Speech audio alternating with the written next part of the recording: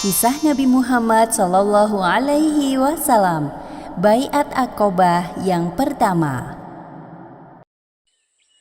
Pada musim haji tahun ke-12 kenabian, Allah Subhanahu wa Ta'ala menghendaki kebaikan kepada 12 orang pemuda Yasrib untuk berbaiat kepada Nabi Muhammad Sallallahu Alaihi Wasallam. Proses baiat atau sumpah setia kepada pemimpin terjadi di Bukit Aqobah dekat dengan Mina, tempat di mana para jamaah haji melakukan wukuf. 11 tahun sudah, Nabi Muhammad SAW mengenalkan Islam kepada penduduk Quraisy. Walaupun lebih sering mendapat penolakan daripada sambutan baik dari kaumnya, beliau tidak menyerah. Apalagi ketika tiba musim haji, semangat Rasulullah bertambah besar karena melihat ada peluang di sana. Maka dari itu Nabi Muhammad memilih keluar di malam hari. Hal ini dilakukan agar misi dakwah beliau tidak diketahui oleh kaum musyrikin. Bersama dengan Abu Bakar dan Ali bin Abi Thalib, Rasulullah melewati perkampungan Zuhal dan Syaiban bin Sa'labah. Wahai Muhammad, kami tidak membantah semua yang engkau sampaikan. Tapi maaf, untuk saat ini kami belum tertarik untuk masuk Islam. Rasulullah tidak sakit hati dakwahnya ditolak. Beliau menerima penolakan tersebut dengan lapang dada dan melanjutkan perjalanan. Kali ini tanpa Abu Bakar dan Ali bin Abi Thalib. Ketika melewati Bukit Aqobah di Mina, beliau berhenti. Rasulullah mencari sumber suara tersebut. Ternyata ada sekelompok pemuda sedang asyik mengobrol di bawah Bukit Aqobah. Beliau lalu mendekati mereka. Siapakah kalian ini? Kami dari Khosraj. Apakah kalian sekutu orang-orang Yahudi? Ya, benar. Kami bergaul dengan orang-orang Yahudi Yasrib. Bolehkah aku duduk di sini bersama kalian untuk mengobrol? Tentu, silahkan saja.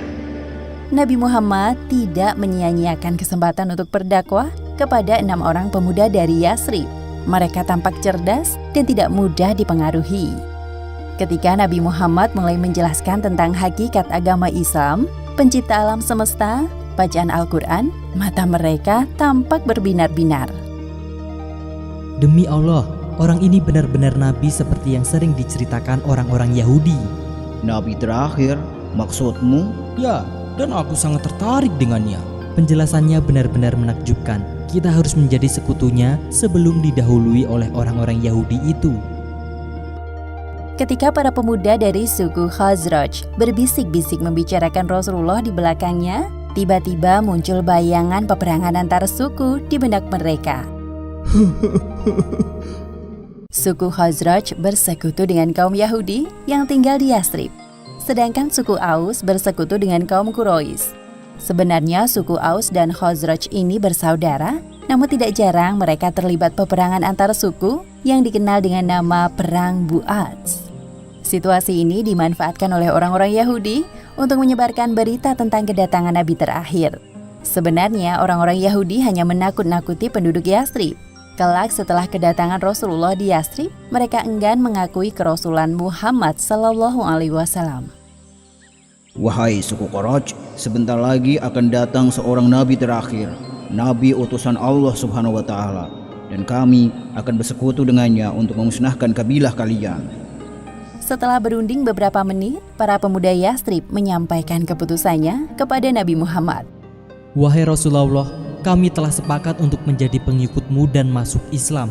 Kami berharap dengan munculnya agama baru ini, permusuhan di antara kedua suku kami mereda. Kami juga akan menawarkan agama Islam kepada penduduk Yasrib. Bila Allah Subhanahu wa Ta'ala menyatukan kedua suku kami, maka engkau adalah orang yang mulia di antara manusia yang ada di bumi. Nabi Muhammad sangat bersyukur mendengar penjelasan dari pemuda Yasrib yang akhirnya mau masuk Islam. Alhamdulillah ya Allah. 6 orang pemuda Yasrib yang masuk Islam adalah As'ad bin Zurarah, Auf bin Al-Harits, Rafi bin Malik, Qutbah bin Amir, Aqobah bin Amir, dan Jabir bin Abdillah. Sepulang mereka dari Mekah, nama Muhammad terus dibicarakan di setiap rumah penduduk Yasrib. Setahun kemudian, tepatnya pada musim haji tahun ke-12 kenabian, Rasulullah kedatangan 12 orang laki-laki. Di antaranya, 5 dari 6 orang pemuda Yasrib yang pada musim haji sebelumnya menyatakan diri masuk Islam. 12 orang yang datang tersebut terdiri dari 10 orang dari suku Khazraj dan 2 orang dari suku Aus. Kemudian 12 orang ini mengucapkan baiat kepada Nabi Muhammad SAW. Sebagaimana diriwayatkan Al-Bukhari dari Ubadah bin As-Samit, Rasulullah SAW bersabda, Kemarilah dan berbaiat kepadaku untuk tidak menyekutukan Allah dengan sesuatu pun, tidak mencuri, tidak berzina, tidak membunuh anak-anak kalian, tidak berbuat dusta yang kalian ada-adakan antara tangan dan kaki kalian, dan tidak berbuat maksiat terhadapku dalam hal yang makruh. Baiat Aqobah diartikan sebagai perjanjian untuk taat dan setia kepada semua perintah Nabi Muhammad SAW. Perjanjian ini terjadi di Bukit Aqobah. Mereka wajib membela Nabi Muhammad sebagaimana mereka membela anak dan istri mereka, baik dalam kondisi senang maupun sulit. 12 orang penduduk Yastrib tersebut yang nantinya dikenal sebagai kaum Ansor, bertugas menyebarkan Islam ke seluruh penjuru kota.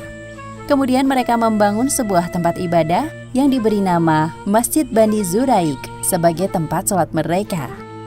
Untuk pertama kalinya di Yastrib, terjadi sholat Jumat yang dihadiri oleh 40 orang jamaah dengan imamnya As'ad bin Zurarah. Selepas musim haji, Nabi Muhammad mengutus pemuda Quraisy bernama Mus'ab bin Umair menjadi duta Islam pertama di Yastrib. Mus'ab mengajarkan syariat Islam kepada kaum muslim dan berdakwah kepada penduduk Yastrib yang masih menyembah berhala. Demikianlah akhir kisah Baiat Aqobah yang pertama. Hikmah yang dapat kita ambil dari kisah ini, pertama, berdakwah merupakan salah satu bentuk tanggung jawab terhadap agama yang kita yakini. Kedua, tetaplah bersemangat untuk menyampaikan kebenaran, karena Allah Subhanahu wa Ta'ala akan memberikan jalan. Dan ketiga, perjanjian yang dilakukan atas nama Allah Subhanahu wa Ta'ala harus dijalankan sebagaimana mestinya sebagai wujud dari ketaatan kepadanya. Wallahu a'lam bishawab.